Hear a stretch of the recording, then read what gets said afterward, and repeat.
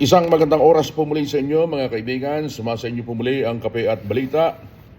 Dito pa rin sa Radyo Pilipino UK, ako ang inyong kasama si Buddy Bernardino. Tungga po na tayo ng mainit-init na kape mga kaibigan. Habang magbahaginan tayo ng kuro-kuro. Tungkol po naman sa mga nangyayari sa ating paligid. Particularly ang mga issue dyan sa Pilipinas. Ayun o, mainit-init pa. Alam niyo ba mga kaibigan, mismong ang COMELEC chairman ni si George Garcia ang nagpahayag na magiging talamak ko mga kaibigan ang practice na vote buying sa darating na eleksyon sa 2025. Ito po yung midterm election sa Pilipinas sa darating po na Mayo. Mag-e-elect po tayo ng mga kandidato, mga politiko mula sa senador, congressman, governor, vice governor, mayor, down to sa pinakabatong mga kaibigan. Kaya ang sabi ng COMELEC ni Chairman Garcia na kailangan pong bantayan natin o maging mapagmatsyag tayo sa mga ikinikilos po ng mga kandidato na magpare-elect o kaya yung mga baguhan na papalaot po sa politika.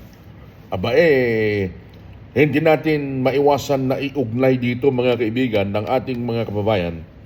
Isipin ho nila na yung mga tinapyas na pondo sa mga pangnaing ahensya ng pamahalaan katulad po ng DepEd na pinangakong ibabalik ng Pangulo na hindi pa naman yata nangyayari hanggang ngayon mga kaibigan. Baka yun ho yung gagamitin ng mga politiko. Particularly yung mga kongresista na tatakbo at magpapare-elect sa kanilang posisyon o tatakbo sa mas mataas na posisyon o tatakbo from congressman to governor o iba pang mga posisyon na nais nila mga kaibigan. Kaya napakahalaga yung maging mapagmatsyag tayo para mabantayan, particular nitong COMELEC, kung itong ginagastos ba nila malinis na pera, siguradong hindi yan. Tingnan natin kung galing nga ba ito doon sa mga tinapyas na pondo ng ahensya ng pamahalaan katulad po ng DepEd na napakahalaga para po yan sa computerization sana ng mga mag-aaral na hindi naman lahat ng mag-aaral sa atin ay may access sa internet o computer mga kaibigan. Pag sinabi mong computer kasi yan para sa kinabukasan nila para humabuksan yung kanilang isip, kaalaman at yung kanilang potensyal na maging matagumpay sa kanilang kinabukasan dahil marami silang matututunan kapag nagkaroon sila at mayroong access dyan sa internet. At kapag hindi ibinalik ko yan, tiyak na sila mismo mga politiko na nangangako tuwing eleksyon, sila ho yung magkakait na magandang kinabukasan para sa mga kabataan ng Pilipinas. DepEd, kinaltasan ng 12 billion pesos na pondo para sa 2025. Di ba sinabi ko na nung nakaraan mga kaibigan, maraming naghihinala na magiging election money ng mga kandidato na mga politiko ang mga tinapyas na pondo na yan mga kaibigan. Ayun coming mismo from Chairman Garcia ng COMELEC. Sa umano'y nakikita nila, posibleng hindi dumaan sa mga payment platform ang nasabing aktibidad ng mga politikong pulpul. At dahil alam na ng mga bumibili ng boto na binabantayan ito, kaya inaasahan ang mas personal na pagbibigay ng bayad kapalit ng kanilang pagboto. Ibig sabihin po, baka merong lugar na pinapupunta ang mga botante, punta kayo doon at mamamahagi ng pera itong politikong ito para hindi ho matrace. Kapag ginamit to kasi kunyari GCash, na usong-uso dyan sa Pilipinas, matitrace ho yan ng kung sino mang gustong investigahan yan mga kaibigan kung nagbayad sila ng pera sa mga taong mayroong GCash o kaya bank-to-bank transfer Malalaman ho yan mga kaibigan, kaya sabi nila malamang ang gagawin dito yung old school, magbabahay-bahay, mamamahagi ng pera, o pupunta sa isang barangay hall o kaya isang distrito, papatawag yung mga botante. At yung kanyang tauhan ng politiko, doon namumudmod, namimigay ng pera mga kaibigan. Sa mga botante naman, tanggapin nyo lang. Pero, manaig dapat kung sino ang gusto nyo na politiko. Hindi nyo dapat iboto yung namigay nga. Dahil sa namigay, iboboto nyo na, hindi ho dapat yun ang piliin ninyo. Dahil sigurado, kapag ka nanalo yan, yung ibinigay sa inyo, kukunin din ho sa inyo yan. Ganyan kagarapal ng mga politiko sa atin. Kaya walang nangyayari sa Pilipinas eh. Garapal masyado ang mga politiko sa atin mga kaibigan. Hindi lahat.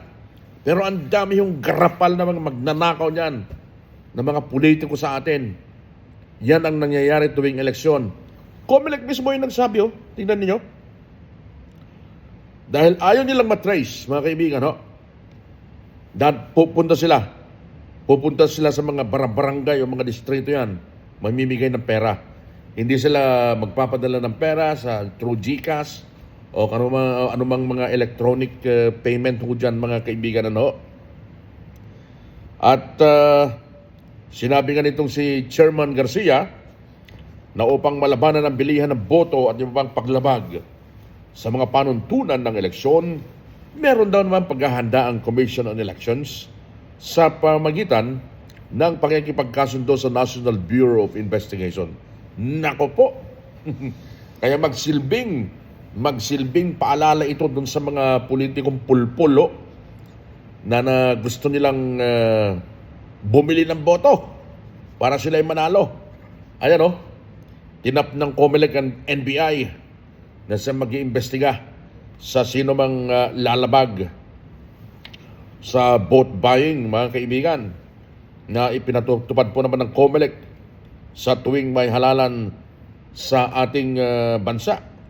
Kamakailan lamang, mga kaibigan, na isang memorandum of agreement pala ang nilagdaan sa pagitan ng Comelec at ni NBI Director Retired Judge Jamie Santiago para mabantayan ang halalan 2025. Hindi naman ilalantad ng NBI ang kanilang mga hakbang para naman sa gagawing pagbabantay. Siyempre naman, kapag inilahad nyo na sa publiko ang inyong mga taktika, mababasa nila, may iwasan. Talagang iilagan kayo. Kaya napakahalaga, mga kaibigan, dahil Comelec mismo ang nagsabi na magiging talamak ang vote buying o pagbili ng boto sa darating na eleksyon. Bantayan natin dahil malamang ang gagamitin na pambili ng boto, ipamumudmud ng mga politikong garapal sa darating na eleksyon ay ang mga tinapyas na pondo para sa 2025 budget ng ating bansa. Abangan ho natin yan, mga kaibigan. Yan lamang po at tayo ay magkape ulit ng mainit-init na kape. Dahil malamig ko dito sa lugar namin ngayon, mga kaibigan, 3 degrees ang temperatura. Kailangan mong magpainit. Sa mga kaibigan ko pala, kapag hindi pa po kayo nakaka-subscribe, baka naman pwedeng humingi ng pamasko sa inyo. Isang subscription lang. Yun po ang hinihingi kong pamasko sa inyo.